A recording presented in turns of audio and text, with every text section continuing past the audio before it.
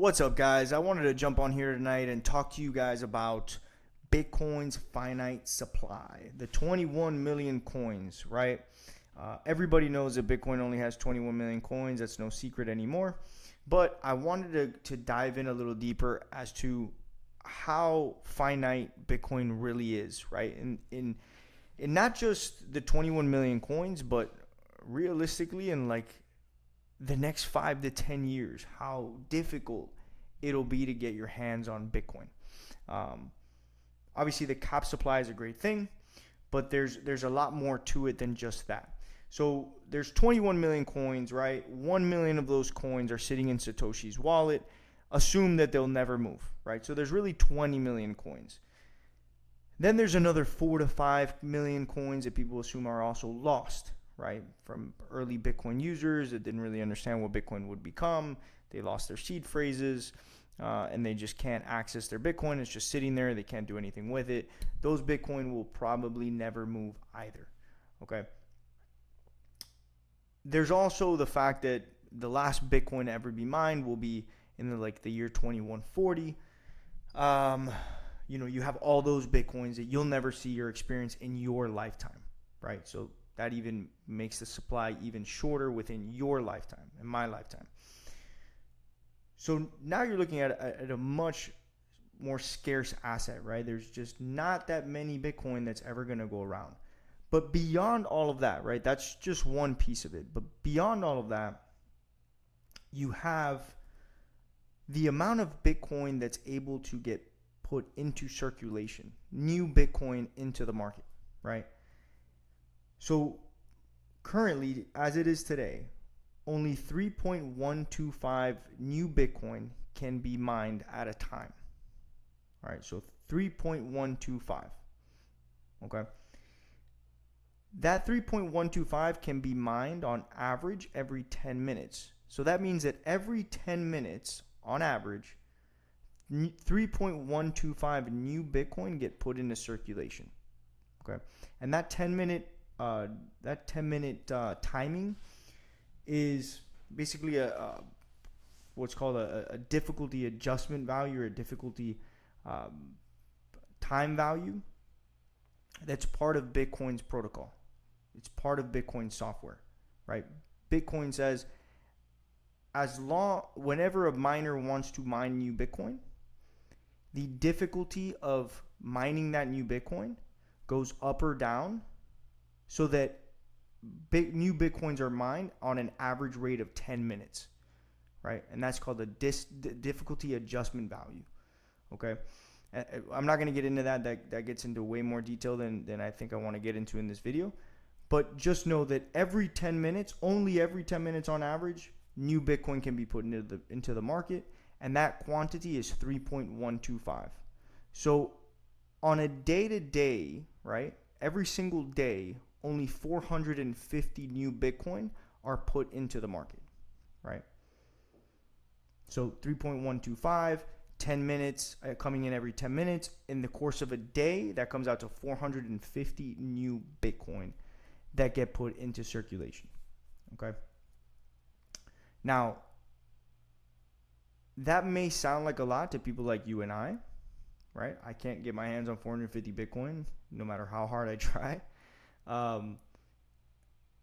But for these huge companies, right?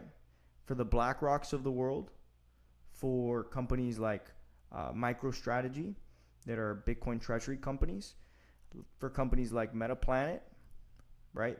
Fidelity, 450 Bitcoin is not a lot. It's around $51 million, give or take, right? For them, that is nothing. That is not enough Bitcoin because their demand right now is insatiable, okay?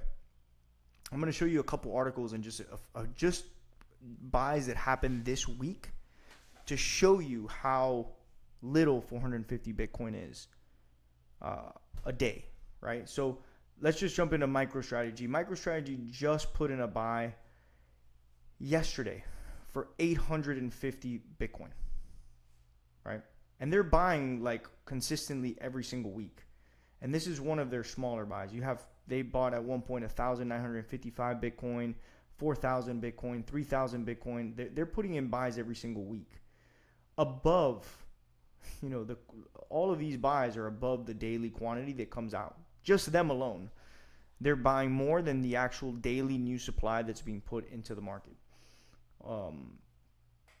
which is absolutely insane. But they're not the only buyers, right? You also have companies like Metaplanet. Metaplanet just put in a buy of 5,419 Bitcoin, right? Again, I want to remind you, only 450 new Bitcoin are coming in every single day. They just bought probably 2 weeks worth of Bitcoin in one buy, right?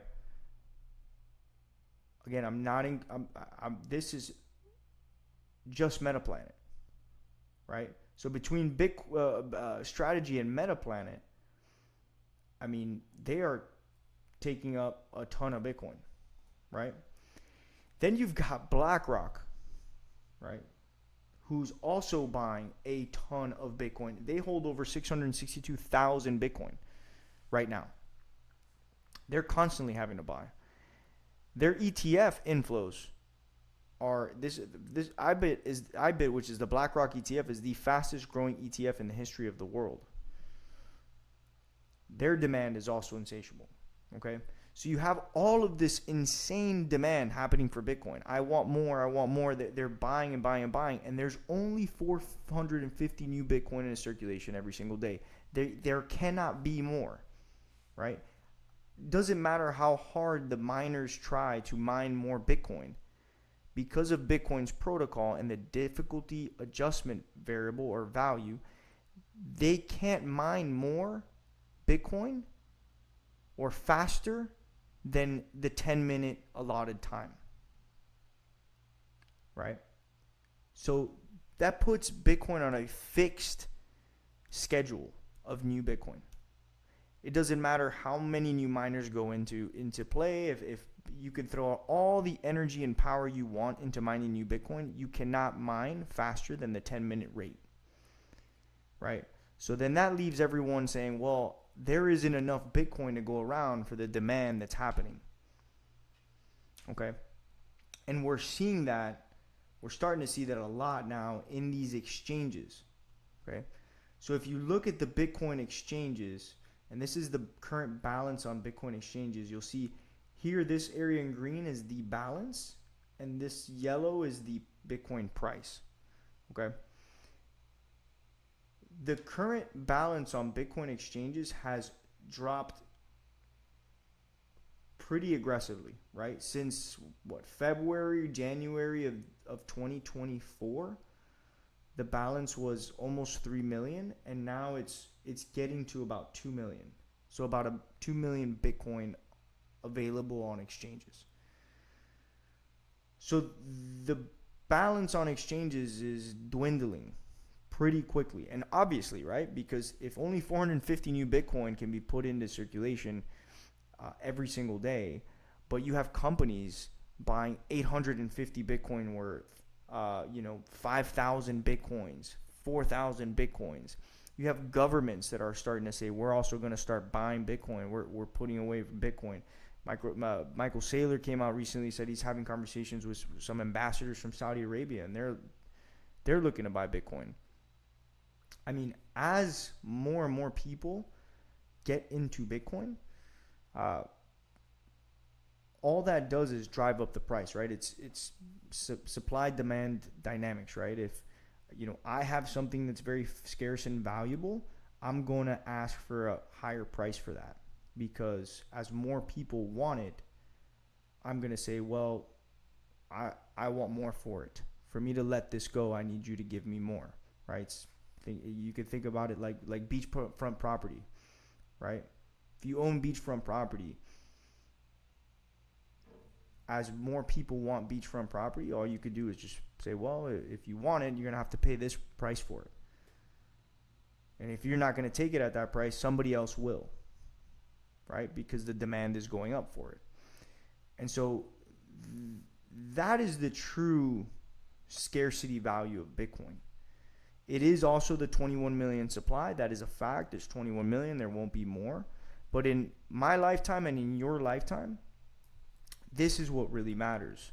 What really matters is the day to day, there's only the amount of supply that's getting put into the market that's new is not keeping up with the demand of the market today.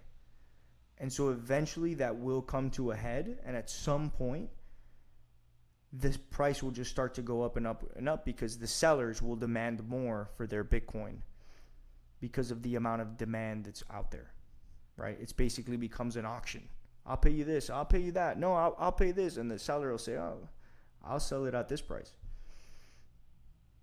until it's fair, what they feel is fair for them. And that slowly just starts to push up the price of Bitcoin. Okay. So I wanted to come on here and show you guys that because I think it's very important. It's not something that I see a lot of people talk about on YouTube. That difficulty adjustment value is very interesting. Jack Mallers does an amazing presentation on this. He did this a few years ago, maybe 3 years ago. And I'll drop a link in it in the description of that video. I can't remember where it was. I think it was in Madeira, in Portugal. I think he does a speech on it. It was the first time I had heard of the difficulty adjustment variable in Bitcoin's protocol. And I think he did that speech in 2022. I highly recommend understanding that because it is really interesting. And if you want me to drop a video explaining that in more detail, I'm happy to do so, so you guys can understand exactly how that works. But again, miners cannot mine faster than that 10-minute time frame, that average 10-minute time frame. And that also is what makes Bitcoin different than any other asset on the planet, right? Gold is great. Have no quarrels with gold, right? But at the end of the day, as gold's demand goes up, these mining companies will start to mine more and more gold. They will dig up more gold out of the ground.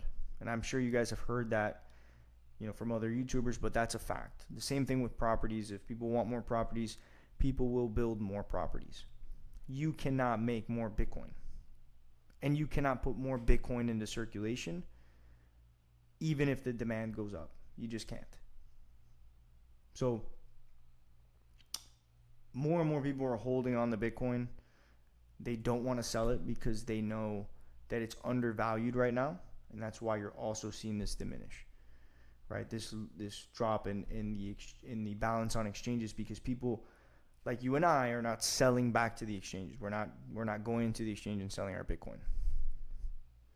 We are holding, and so that is dropping their balances in a super aggressive way. And so I did want to show you guys that and explain that in more detail. I hope you guys enjoyed that explanation. If you have any questions about it, drop me a comment below. I'm happy to answer you guys. If you like the channel, if you like what I'm doing here, please hit the subscribe button, hit the like button. It helps me with the algorithm, helps me get out there. I'm just trying to educate more and more on Bitcoin so you guys can understand the importance of this asset, right? As a savings tool and as a long-term hedge against the dollar, because the dollar is diminishing. That's probably my next video I'm going to do, is explaining inflation, but we'll get into that video in the next one. But if you guys like what I'm doing here, hit this like, sub button, hit the subscribe button. I really appreciate it. All right, guys, have a great one, and I'll see you in the next one. Take care.